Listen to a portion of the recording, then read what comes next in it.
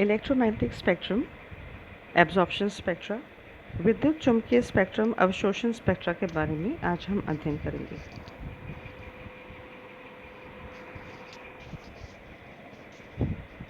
किसी भी अज्ञात संरचना वाले यौगिक की संरचना जानने के लिए हम उसका पहले स्पेक्ट्रम प्राप्त करते हैं, उस स्पेक्ट्रम का विश्लेषण करते हैं और उसके बाद उस यौगिक की संरचना की व्याख्या करने के विज्ञान यानी कि स्पेक्ट्रोमेट्री द्वारा उसकी संरचना ज्ञात करते हैं। तो स्पेक्ट्रोमेट्री एक किसी अज्ञात संरचना वाले यौगिक की स्पेक्ट्रम प्राप्त कर, स्पेक्ट्रम की विश्लेषण कर, उसकी संरचना की व्याख्या करने के विज्ञान को कहते हैं। So spectroscopy deals with the production, measurement and interpretation of spectra arising from the interaction of electromagnetic radiation with matter। यानी ये किसी मैटर के इलेक्ट्रोमैग्नेटिक रेडिएशन यानी विद्युत चुंबकीय विकिरण के इंटरैक्शन की वजह से प्राप्त स्पेक्ट्रम के द्वारा हम उसकी संरचना ज्ञात कर सकते हैं। There are many different spectroscopic methods available for solving a wide range of analytical problems. Now the methods differ with respect to the species to be analyzed, यानी हम किसकी एनालिसिस कर रहे हैं, किसी अणु की या मॉलिक्यूल की कर रहे हैं तो उस स्पेक्ट्रोस्कोपी को हम मॉलिक्यूलर स्पेक्ट्रोस्कोपी कहेंगे। अगर हम किसी परमाणु की कर रहे हैं तो उसे हम एटॉमिक स्पेक्ट्रोस्कोपी कहेंगे। और अगर it depends on the type of the radiation and matter interaction to be monitored, यानी हम उस रेडिएशन यानी विकिरण और जो मैटर या द्रव्य है उसके इंटरैक्शन के द्वारा जो हम उसका मॉनिटर कर रहे हैं, उसका एनालिसिस जो कर रहे हैं वो किस आधार पे कर रहे हैं। अवशोषण के आधार पे कर रहे हैं तो हम उसे एब्जॉर्प्शन स्पेक्ट्रोस्कोपी कहेंगे। एमिशन के आधार पे कर रहे हैं उसी प्रकार से एमिशन स्पेक्ट्रोस्कोपी कहेंगे। और तीसरे प्रकार से हम इस मेथड को डिफ़ाइन कर सकते हैं कि किस रीजन में उस इलेक्ट्रोमैग्नेटिक स्पेक्ट्रम के किस रीजन के अंदर उसका एनालिसिस किया जा रहा है। जैसे कि अगर अल्ट्रावायलेट रीजन में उसका एनालिसिस किया जा रहा है तो हम अल्ट्रावायलेट स्पेक्ट्रोस्कोपी कहेंगे। विजिबल में तो विजिबल स्पेक्ट्रोस्कोपी, इंफ्रारेड में infrared spectroscopy and radio region के अंदर न्यूक्लियर मैग्नेटिक रेजोनेंस या न्यूक्लियर मैग्नेटिक रेजोनेंस स्पेक्ट्रोस्कोपी कहेंगे। स्पेक्ट्रोस्कोपिक मेथड्स जो हैं ये बहुत ज़्यादा ही इंफॉर्मेटिव हैं। हम बहुत ज़्यादा इससे एनालिसिस करके काफ़ी इन्फॉर्मेशन ज्ञात कर सकते हैं, चाहे वो कोई एटम हो, चाहे वो कोई मॉलिक्यूल हो या कोई बड़ा यौगिक हो, कोई कॉम्प्लेक्स हो या इवन बहुत बड़ी रेंज में अगर हम कहें तो हम एस्ट्रोनॉमिकल डाटास को भी प्राप्त कर सकते हैं। हम अगर क्योंकि यहाँ पर ऑर्गेनिक केमिस्ट्री से रिलेटेड बात कर रहे हैं तो हम ये कह सकते हैं कि हम ऑर्गेनिक कंपाउंड्स के क्वांटिटेटिव एंड क्वालिटेटिव एनालिसिस दोनों कर सकते हैं। Quantitative means about the amount कि वो कितना है, एंड क्वालिटेटिव मीन्स वो किस प्रकार का है। So spectroscopic methods are based on the absorption or emission of radiation in this electromagnetic region frequency and are most commonly encountered in traditional food analysis laboratory। सबसे ज़्यादा इसका जो एनालिसिस में प्रयोग किया जाता है या उपयोग किया जाता है वो ट्रेडिशनल फूड एनालिसिस में यानी उसकी प्योरिटी, खाने की प्योरिटी में जांचने के लिए इसका किया जाता है। तो हम कह सकते हैं कि यह विधि चुंबकीय विकिरणों के अवशोषण एवं उत्सर्जन पर आधारित है। Now each of these methods ये अलग अलग तरीके से हम इसकी एनालिसिस करते हैं। सारे मेथड्स की अल्ट्रावायलेट की अलग तरीके से की जाती है, NMR की अलग तरीके से की जाती है। तो ईच मेथड इज़ डिस्टिंक्ट, वो अलग है, and in that it monitors different types of molecular और atomic transitions। वो अलग अलग प्रकार के transitions बताता है। जैसे एक सिंपल उदाहरण मैं आपको दे रही हूँ, इंफ्रारेड में हम फंक्शनल ग्रुप निकालते हैं, बहुत आसानी से निकल जाते हैं उसके अंदर। तो मतलब एक्चुअली उस इंफ्रारेड में हम जो ट्रांजिशंस एक्चुअली हमें मिलते हैं वो किसकी वजह से मिलते हैं, वो फंक्शनल ग्रुप्स की वजह से मिलते हैं।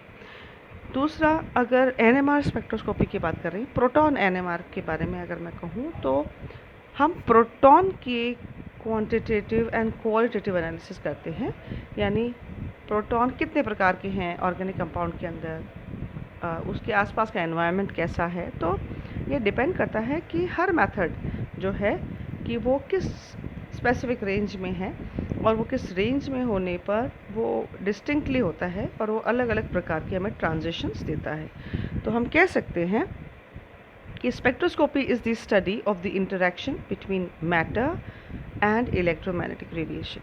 To find the molecular structures of the chemical compounds, this is the most important method which is based on absorption and emission spectrum of electromagnetic radiation. और एक छोटी सी चीज़ है, स्पेक्ट्रम के बहुवचन को हम स्पेक्ट्रा कहते हैं, ये भी हम छोटी सी चीज़ें जो पता होनी चाहिए। इलेक्ट्रोमैग्नेटिक रेडिएशंस अगर स्टार्टिंग में जब इसकी स्टडी की गई तो ये सिर्फ जो विजिबल लाइट है उसको माना गया था कि वो एक इलेक्ट्रोमैग्नेटिक स्पेक्ट्रम ये है। इलेक्ट्रोमैग्नेटिक रेडिएशन सिर्फ विजिबल लाइट के द्वारा बनी हुई है, क्योंकि जो विजिबल है उसी को कंसिडर किया गया। और इसका बेस्ट उदाहरण है जो प्रिज्म के थ्रू जो डिस्पर्शन होता है लाइट का, वाइट लाइट का विबग्योर के अंदर, जैसे वाइट लाइट यहाँ से अंदर जा रही है प्रिज्म में, it gets go straight here and then it gets dispersed into different colors. This is the visible region, right? So this is actually the visible region. और क्योंकि स्टार्टिंग में सिर्फ विजिबल रीजन के बारे में ही स्पेक्ट्रम पता था, तो उसको यही माना गया कि इलेक्ट्रोमैग्नेटिक रेडिएशन ये विजिबल लाइट की वजह से है। लेकिन later it came to know due to different experiments and due to different discoveries that electromagnetic radiation is a range. It is a very big range. It is a very much in expanded form. बहुत बड़ा range है ये। तो ये जो बहुत बड़ा range है, क्योंकि इसमें से सिर्फ विजिबल रीजन है जो हमें दिखता है, तो वही स्पेक्ट्रम नहीं है, उससे कम वेवलेंथ वाले या उससे ज़्यादा वेवलेंथ वाले या उससे एनर्जी वाले या उससे ज़्यादा एनर्जी वाले भी यहाँ पर मौजूद हैं। तो अब उसको समझने के लिए एक पैमाना तैयार किया गया या एक फंक्शन को स्टडी किया गया, जिसमें कि जो रेडिएटिव जो एनर्जी है वो जो इंटरैक्ट कर रही है किसी भी कंपाउंड से, तो हम उसको जानने के लिए या तो वेवलेंथ, तरंग दैर्ध्य या फ्रीक्वेंसी या आवृत्ति को मेनली स्टडी किया गया, या उस आधार पे पूरा इलेक्ट्रोमैग्नेटिक स्पेक्ट्रम या रेडिएशन को एक रेंज में अरेंज किया गया। तो electromagnetic radiation actually it is composed of electrical and magnetic waves which oscillate on perpendicular planes. Electromagnetic radiation इस शब्द से ही ये क्लियर है कि जो इलेक्ट्रोमैग्नेटिक रेडिएशन है वो इलेक्ट्रिक फील्ड और मैग्नेटिक फील्ड दोनों के द्वारा बना हुआ है। ये दोनों फील्ड्स एक दूसरे के परपेंडिकुलर यानी 90 डिग्रीज पर प्रोपोगेट करते हैं। और यहाँ पर इस डायग्राम में हम देख सकते हैं ये लाइन ऑफ प्रोपोगेशन है जो वेव मूव कर रही है, क्योंकि यहाँ पर हम ये मान रहे हैं कि जो लाइट है वो वेव नेचर की है। और ये जो ब्लू में नज़र आ रहा है ये एक्चुअली इलेक्ट्रिक फील्ड शो कर रहा है, और जो रेड में है वो मैग्नेटिक फील्ड शो कर रहा है। दोनों 90 डिग्रीज पर है, right, and they both are propagating in a defined direction. दोनों परपेंडिकुलर हैं दूसरे के, लाइन ऑफ प्रोपोगेशन भी दोनों का एक ही है।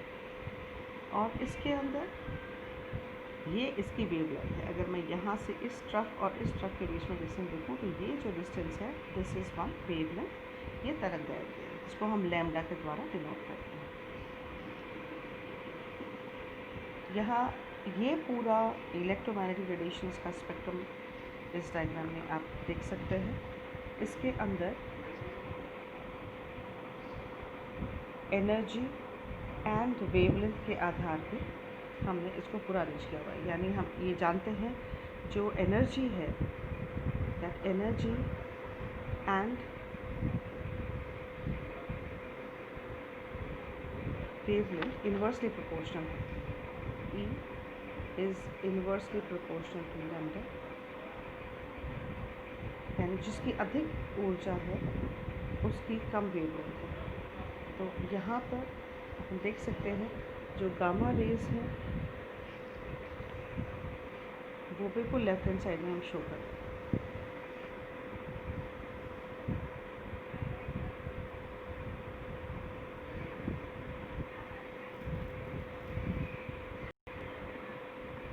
गामा रेज लेफ्ट में देख सकते हैं आप, इसकी जो एनर्जी है वो बहुत अधिक है। और बिल्कुल राइट हैंड साइड में आप देख सकते हैं कि जो शॉर्ट वेव या AM है, AM वेव्स जो हैं और या TV वेव्स जो हैं, इनकी एनर्जीज बहुत कम है।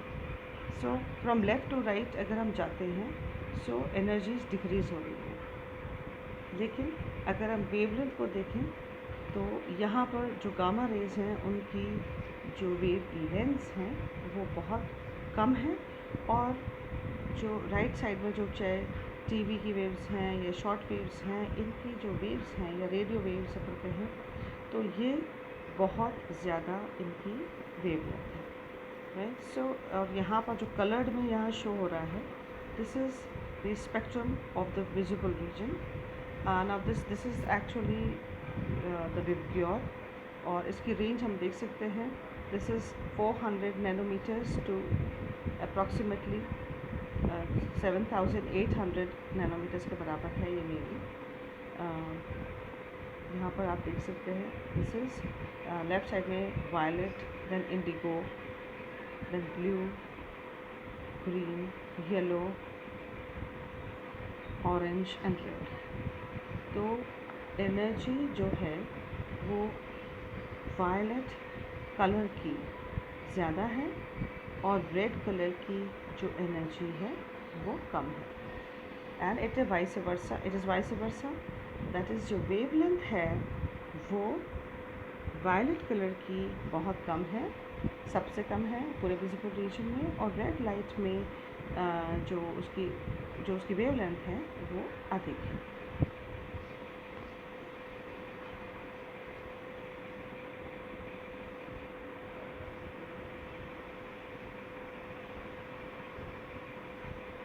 So the different properties of the various types of electromagnetic radiations are due to differences in their wavelengths.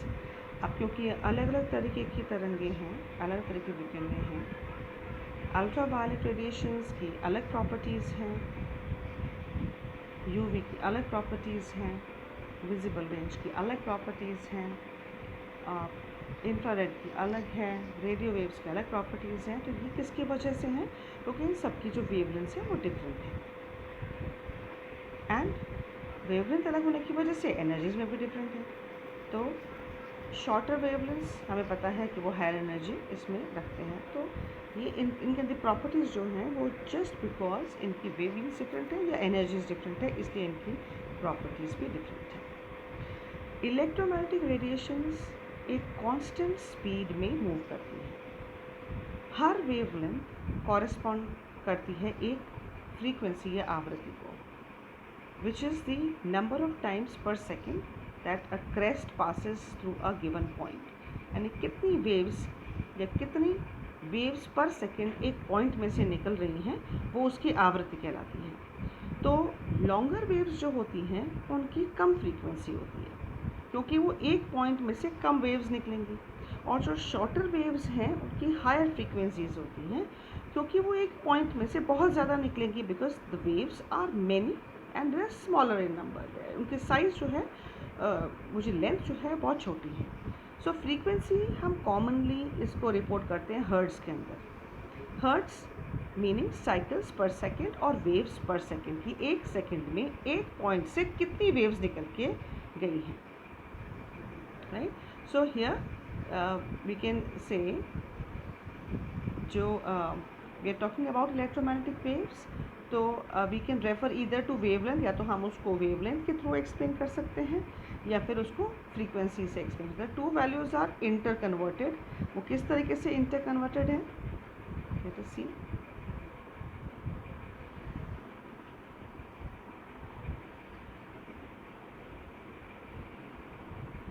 nu is equal to c by lambda. c is the speed of light which is constant, and therefore nu is inversely proportional to lambda। जिसकी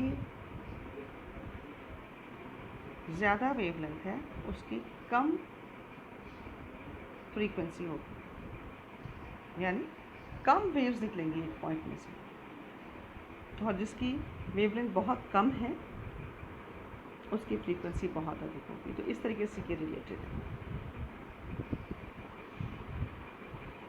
तो यहाँ पर हम देख सकते हैं this is the relation.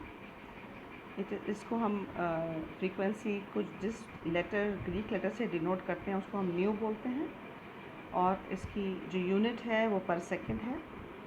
Visible red light जो है उसकी wavelength actually it is 700 nanometres. For example अगर उसकी फ्रीक्वेंसी है 4.29 इंटू 10⁻14 हर्ट्ज़, तो energy an energy of 40.9 kilo calories per mole of photons, तो its wavelength is 700 nanometers. This is how we can convert it. These are the conversion factors that if we know the two values, we can calculate the third one. Electromagnetic waves travel करती हैं defined direction के अंदर, लेकिन उन सभी की जो speed होती है वो कॉमनली एक ही होती है, और वो स्पीड क्या है उनकी? दैट इज़ 300 मिलियन मीटर्स पर सेकेंड, और 3 इंटू 10⁸ मीटर्स पर सेकेंड। सो हम ये कह सकते हैं कि ये बिल्कुल सही बात है कि गामा रेडिएशन की भी वही स्पीड है और विजिबल लाइट की भी वही स्पीड है। Visible light, gamma rays, and they all are in electromagnetic radiation. Visible light तो हम जानते हैं कि हम विजिबल लाइट की वजह से ही देख सकते हैं चीज़ों। गामा रेज जो हैं वो उनका जो प्रॉपर्टी है वो न्यूक्लियर फ्यूल में जो यूज्ड अप न्यूक्लियर फ्यूल होता है उसमें से जब निकलती है तो द रेज जो विच कम आउट जो एमिट होती है उन्हें गामा रेज कहेंगे। द गामा रेज, तो these are the emitted by the nuclear fuel. The X rays that a doctor uses to your bones, it is also electromagnetic radiation. यानी कहीं fracture है bones में तो उसको डिटेक्ट करने के लिए हम एक्स रेज का यूज़ करते हैं, तो वो भी इलेक्ट्रोमैग्नेटिक रेडिएशन है, और इसका काफ़ी ज़्यादा मेडिकल साइंसेज में या बायोमेडिकल साइंसेज में या बायोटेक्नोलॉजी में काफ़ी इसकी वैल्यू है। The ultraviolet light that causes a painful sunburn when you forget to apply a sun block, right, so that is because of your UV light. वो बहुत इरिटेटिंग है यूवी लाइट जो होती है, और सनबर्न्स करती है। इवन ज़्यादा अगर अल्ट्रावायलेट लाइट के आप संपर्क में आते हैं तो इट में result into skin cancers also. तो ये भी इलेक्ट्रोमैग्नेटिक रेडिएशंस हैं। The infrared light that the army uses in night vision goggles, they are also electromagnetic radiations that we have already seen. Even आप जो टीवी में या किसी में रिमोट्स का इस्तेमाल करते हैं तो आप वहाँ पर कोई रेडिएशन तो देख लेते हैं कि जिसकी वजह से वो इंस्ट्रूमेंट या कोई आपका अपैरेटस चल रहा है उस रिमोट से, वो भी इंफ्रारेड लाइट या रेडिएशंस की वजह से ही हम इस्तेमाल कर पाते हैं। माइक्रोवेव्स जो हैं, then the radio frequency waves, ये रेडियो फ्रीक्वेंसी से भी जानते हैं। इट्स लाइक जो आप म्यूज़िक सुनते हैं तो it's because of the radio frequency, so radio चलता है। And so these are the very good application, are very few I have given here, वरना इसकी बहुत ज़्यादा एप्लीकेशंस हैं। मैंने पहले भी बताया हम एटॉमिक लेवल पर या मॉलिक्यूलर लेवल पर या किसी कॉम्प्लेक्स लेवल पर या बहुत लार्ज स्केल पर या एस्ट्रोनॉमिक लेवल तक हम इलेक्ट्रोमैग्नेटिक रेडिएशंस की एप्लीकेशंस देख सकते हैं। अब ये अभी हमने देखा ही था कि जो एनर्जी और वेवलेंथ है ये इन्वर्सली प्रोपोर्शनल है, व्युत्क्रमानुपाती है। अभी रेडिएशन हम देख ही चुके हैं। So again we can see here, अगर किसी की लॉन्ग वेवलेंथ है तो उसकी एनर्जी कम होगी या उसकी फ्रीक्वेंसी भी कम होगी, क्योंकि अगर ये माने कि इस पॉइंट से कोई वेव निकल रही है तो उसमें यहाँ पर अगर कंसिडर करें there are only approximately 1.5 waves जो इस पॉइंट में सपोज निकलती है पर सेकेंड निकल रही है। एंड शॉर्टर वेवलेंथ वाली जो है you can see here this is 1 2 right, यहाँ से यहाँ तक एक हो गया, यहाँ से यहाँ तक इसका दूसरा हो गया। 2 ट्रफ्स के बीच में इसका जो डिस्टेंस होता है, राइट। सो इसमें ज़्यादा वेव्स दिखेंगी। इस पॉइंट से अगर हम कहें तो it has higher energy. So shorter the wavelength, more is the energy और मोर इज़ द फ्रीक्वेंसी।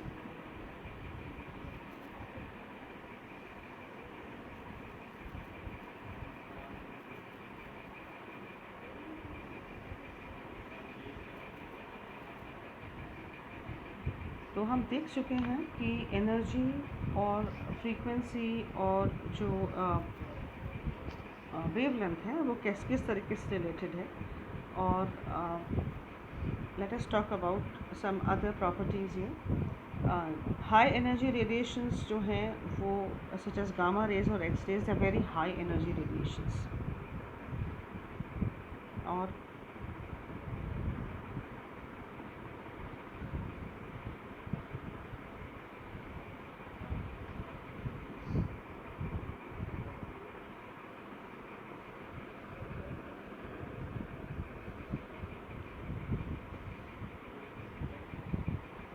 जो इवन वी कैन सी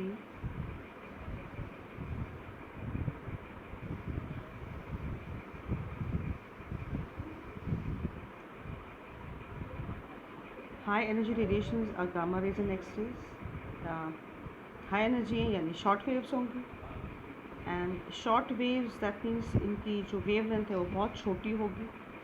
यहाँ पे हम देख सकते हैं जो इनकी जो वैल्यूज़ है, क्रेस्ट टू क्रेस्ट का जो लेंथ है वो 10⁻⁻16 मीटर्स है। लॉन्गर वेव्स जो ज़्यादा लॉन्ग वेव्स होती हैं, they are far less energetic, उनकी कम एनर्जी होती है, and thus they are less dangerous to the living beings. Visible light waves are in the range of 400 to 700 nanometers, while radio waves can have several hundred meters in length. Radio waves जो हैं वो several 100 metres in length. हम समझ सकते हैं कि क्योंकि satellite से जो आने वाले रेडिएशंस हैं, ये जो सिग्नल्स हैं वो भी वेव फॉर्म में ही हमारे पास आ रहे हैं, और वो भी उनकी भी जो लेंथ है वो बहुत बड़ी है।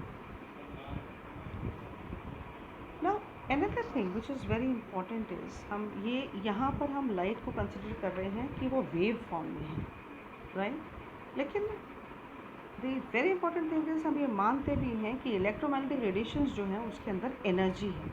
अब वो जो एनर्जी है, इसको समझने के लिए मानना पड़ेगा हमें कि वो एनर्जी किस फॉर्म में है उसके अंदर।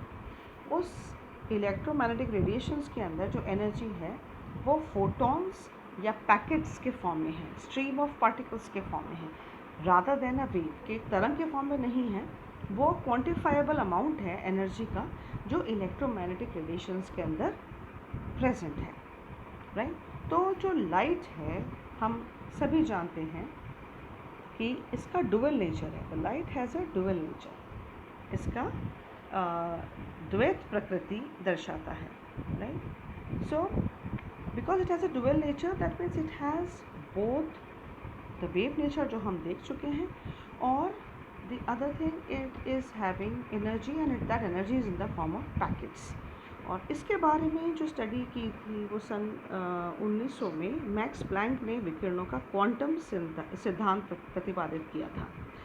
इसके अनुसार मैक्स प्लैंक ने ये बताया कि विद्युत चुम्बकीय विकिरणों का अवशोषण अथवा उत्सर्जन सतत न होकर ऊर्जा पैकेट के रूप में होता है, जिन्हें क्वांटा या फोटोन कहते हैं।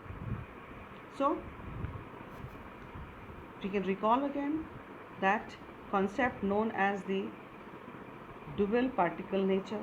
At the quantum level, wave behavior and particle behavior become indistinguishable. यानी क्वांटम लेवल पे किसी भी रेडिएशन का वेव बिहेवियर और पार्टिकल बिहेवियर, उसमें हम डिफ्रेंशिएट नहीं कर पाते हैं। It is very difficult to differentiate, very difficult to, so it is indistinguishable, and very small particles have an observable wavelength. तो जो बहुत small particles हैं उनकी observable यानी हम देख सकते हैं ऐसी wavelengths, observable means even we can analyze it, right? So वो wavelength इसकी होती है। If we describe the light as the stream of photons हम माने, तो energy जो है वो wavelength से किस तरीके से related है? It is related in this form. पहली E is equal to h nu. and here we know, we have already seen that nu is equal to c by lambda. So by placing the value of nu here, we will get E is equal to h c by lambda, and we can see in the relation that E is inversely proportional to lambda, जो कि हम पहले ही कहते आ रहे हैं उसके अंदर electromagnetic radiations के अंदर, कि जिसकी ज़्यादा एनर्जी है उसकी कम वेवलेंथ है, राइट, एंड जिसकी कम एनर्जी है उसकी ज़्यादा वेवलेंथ है. And here lambda is a Greek word जो हम वेवलेंथ के लिए यूज़ करते हैं, और h is the Planck's constant. It has different values in the different units. Here I have shown it in kilocalories second per mole. Now white light जो है, important thing is जो सन से आ रही है, सूरज से जो आती है, या लाइट बल्ब जो हम जलाते हैं उससे आती है, वो मिक्सचर होता है विजिबल वेवलेंथ का. It is mixture of all of the visible wavelengths. So you see the visible region of the electromagnetic spectrum divided into different wavelengths every time you see a rainbow. हम अलग अलग उसमें देख रहे हैं, तो वो अलग अलग उसके अंदर जो रेंज है, वो कलर की रेंज किसकी वजह से है, वो एक अलग अलग एनर्जी या अलग अलग वेवलेंथ की वजह से है, राइट. विजिबल रेंज में हम देख चुके हैं, जो वायलेट लाइट है वो शॉर्टेस्ट वेवलेंथ होती है, और जो रेड लाइट है उसकी लॉन्गेस्ट वेवलेंथ होती है. और ये जो पूरा जो एक रेंज हमें दिखता है, ये एक विजिबल लाइट का स्पेक्ट्रम है.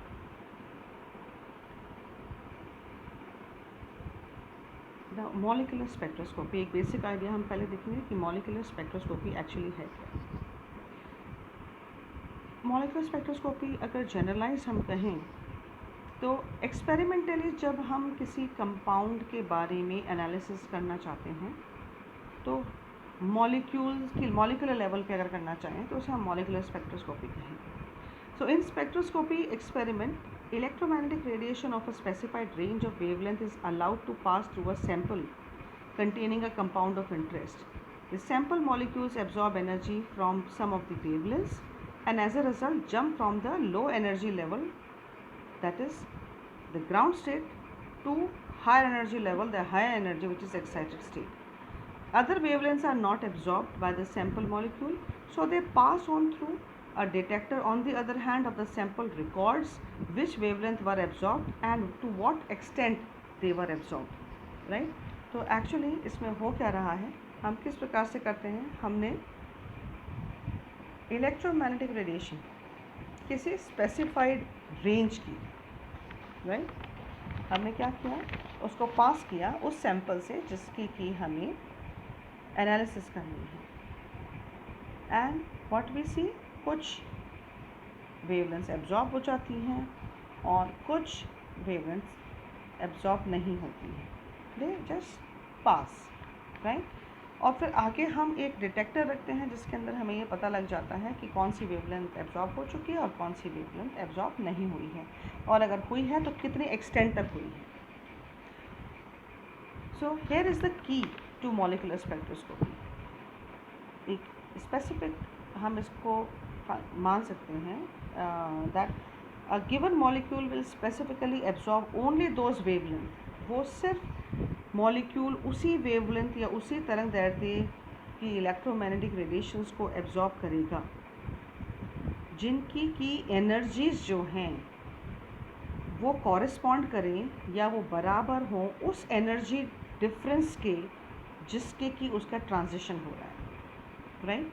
Let us see here. Suppose we take this is a ground state, this is the excited state. Let this be E1, which is the ground state. E2 is the excited state, and now this is the energy difference. यानी transition होगा तो यहाँ से यहाँ पर होगा, right, from ground state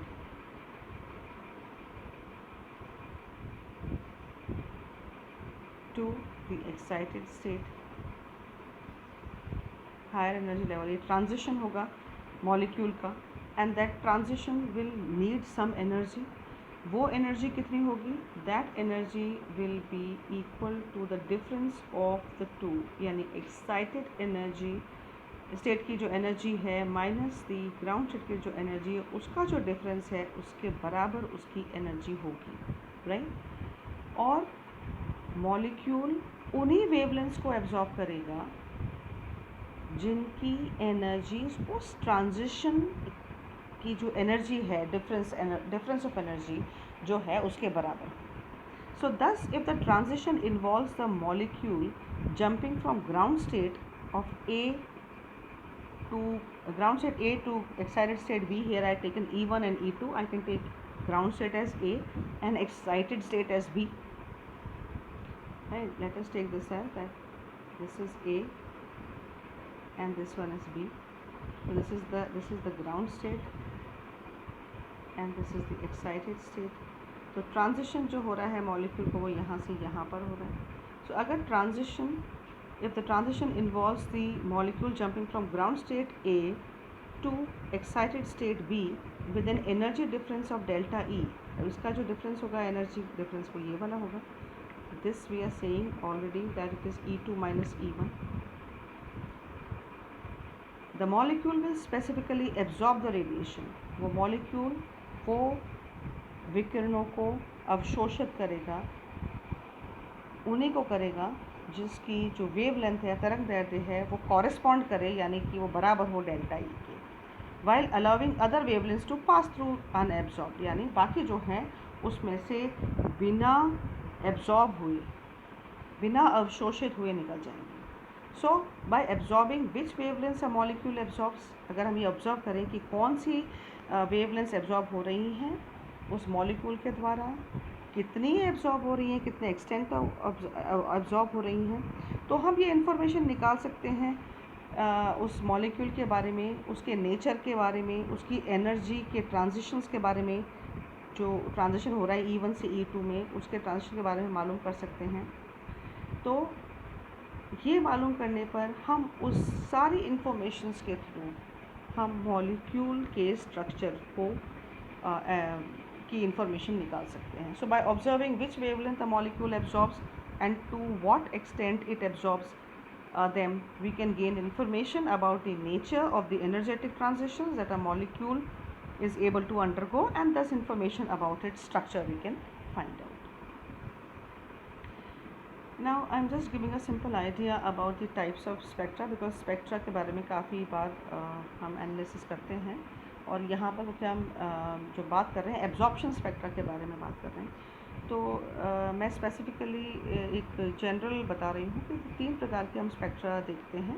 पहला एक तो होता है कंटिन्यूस स्पेक्ट्रा, जो कंटिन्यूएशन में होता है, राइट। एक है emission line spectrum, emission line spectrum यानी उत्सर्जन स्पेक्ट्रम जिसे कहते हैं। एब्जॉर्प्शन स्पेक्ट्रम यानी कि अवशोषण स्पेक्ट्रम, ये तीसरे प्रकार का है, राइट। तो दैट 3 टाइप्स ऑफ स्पेक्ट्रा हम रेंज में इसको हम देख सकते हैं। तो मैं कंटिन्यूएशन में तो हम क्लियरली देख सकते हैं कि इसके अंदर एक कंटिन्यूएशन में आप लाइट, आप कलर्स देख रहे हैं, या रेनबो में भी आप इस प्रकार से देखते हैं। So it is a kind of we can say कि अगर मैंने कोई बल्ब जलाया और उसको प्रिज्म से उसकी लाइट को पास किया, तो अगर मुझे एक डिटेक्टर पे मैं अपने एक ग्राफिकल उसका स्पेक्ट्रम लेती हूँ तो मुझे एक कंटिन्यूस स्पेक्ट्रम मिलेगा। This is a very generalise thing. Simple white light को प्रिज्म से पास करेंगे तो हमें कंटिन्यूस स्पेक्ट्रम मिलेगा, but that is not a informative thing which we need.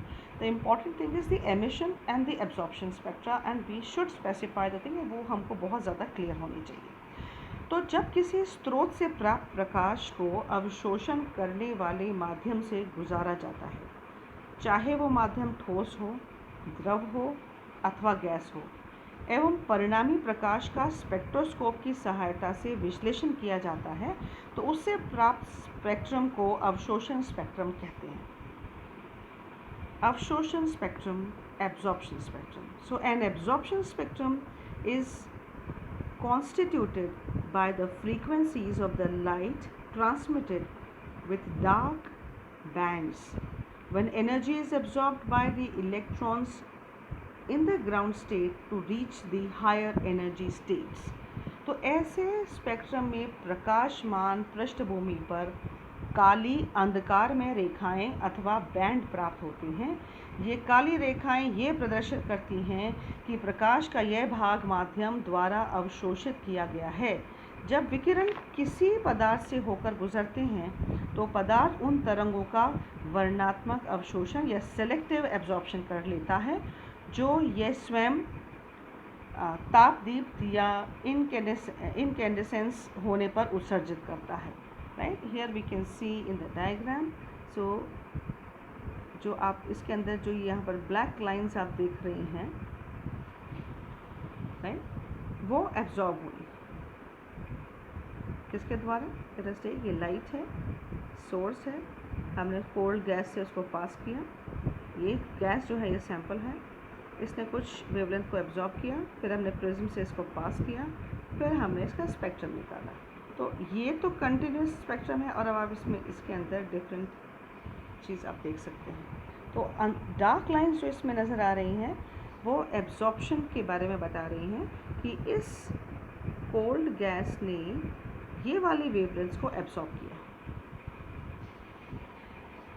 Now emission spectrum जब किसी पदार्थ को तापदीप तक गर्म करते हैं, हमने क्या किया? पदार्थ को तापदीप तक गर्म किया, यानी इनकैंडेसेंस तक गर्म किया उसको, अथवा किसी गैस में विद्युत विसर्जन करते हैं तो पदार्थ या गैस विकिरण उत्सर्जित करने लग जाते हैं। इस विकिरण का यदि स्पेक्ट्रोस्कोप की सहायता से वर्ण विक्षेपण या कलर डिस्पर्शन किया जाए तो प्राप्त स्पेक्ट्रम उत्सर्जन स्पेक्ट्रम कहलाता है।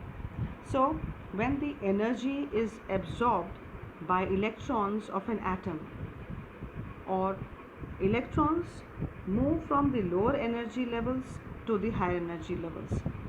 Now these excited electrons have to radiate energy to return back to the ground state, right? तो वो पहले एक्साइटेड हो गए, लेकिन जब वो वापस आएंगे तो वो उस एनर्जी को जो वो पहले एब्जॉर्ब करके ग्राउंड स्टेट से हायर स्टेट में गए थे, तो जब वापस से वो एक्साइटेड स्टेट से ग्राउंड स्टेट में आएंगे तो उसी ऊर्जा को वो उत्सर्जित करते हुए आएंगे। तो वो जो वो एनर्जी को रेडिएट करेंगे, right, these excited electrons have to radiate energy to return to ground state from the excited state which is unstable.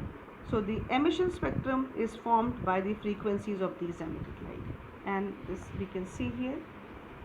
This is the emission spectra. You can see they're totally different from the continuous spectrum and the absorption line spectrum. यहाँ पर हम hot gas के बारे में बात करते हैं. Now emission spectrum यहाँ पर और absorption spectrum अगर हम बात करें तो let us take the difference between the two. सबसे मेजर डिफरेंस तो इसके अंदर ये है कि emission spectrum has different colored lines in the spectrum, whereas absorption spectrum has dark colored lines in the spectrum. Right? This is what we have seen.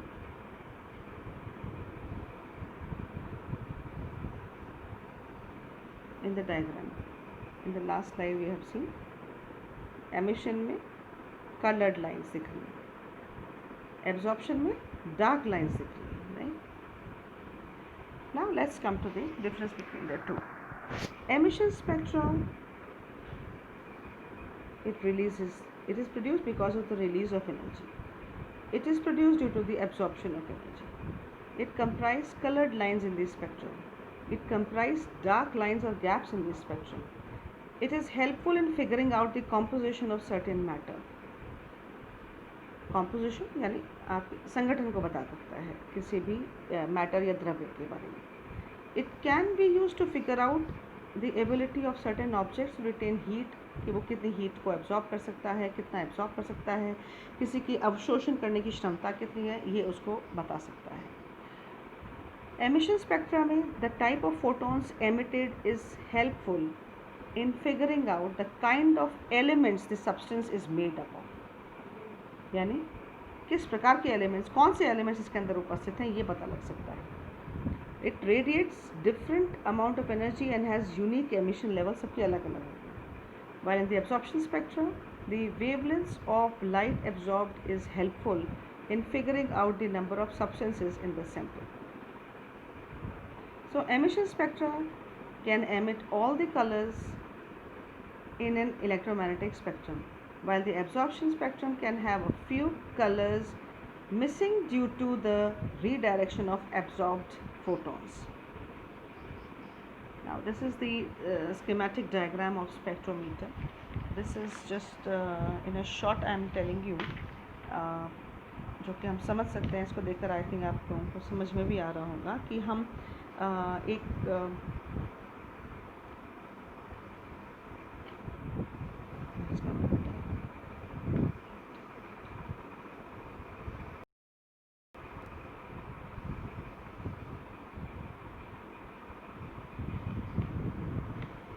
now this is the light source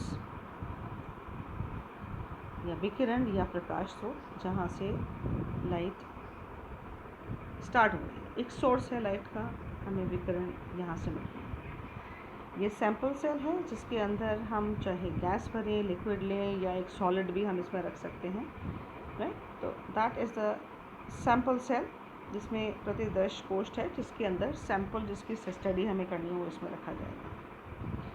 यहाँ पर ये जो simple आप इस diagram में देख सकते हैं, I have placed two letters here, one is I0 and the other is I। यहाँ पर I डिनोट कर रहा है इंटेंसिटी को। इंटेंसिटी इंटेंसिटी मीन्स तीव्रता, आपतित विकिरणों की तीव्रता के बारे में बता रहे हैं। तो जो I0 है वो तो इनिशियली जो आपतित विकिरणों की तीव्रता है, और दूसरी वाली जो है ये इसके बाद जो भी एब्जॉर्ब हो गई है उसके बाद जो निकली आई वो हम मान रहे हैं। इसके बारे में हम लेटर लॉज के बारे में जब पढ़ेंगे, अवशोषण नियम के बारे में, then there we will study. पर यहाँ पर हम अभी डायग्राम के बारे में स्टडी कर रहे हैं। तो ये जो लाइट है अब ये पास करते हैं हम मोनोक्रोमेटर में से, यानी विश्लेषण या मोनोक्रोमेटर में से। फिर इसके डिटेक्टर से पास करते हैं, डिटेक्टर पे डिटेक्ट होती है, एम्पलीफायर में इसको पास किया जाता है। तो वो एम्पलीफायर होता है, यानी वी गेट थोड़ा सा ब्रॉडर रेंज में उसको हम देख सकते हैं, और फिर हम एक रिकॉर्डर या ग्राफ पे उसके एनालिसिस कर सकते हैं। तो हमें एक ग्राफिकल फॉर्म में पूरा एक स्पेक्ट्रोग्राफ मिल जाता है, और उसके आधार पर हमें पता लग जाता है कि किस वेवलेंथ पर या किस फ्रीक्वेंसीज, किस फ्रीक्वेंसी पर कौन कौन सी वेव्स यहाँ पर हैं। आप तो इसकी स्टडी की जा सकती है इसके अंदर। और ये जो स्पेक्ट्रोग्राफ हैं they are very good analysers, और उसके आधार पे हम किसी भी atomic level, molecular level, complex level, higher levels, उसकी स्पेक्ट्रोग्राफ से हम इसकी स्टडी कर सकते हैं और काफ़ी इंफॉर्मेशन निकाल सकते हैं कंपाउंड्स की।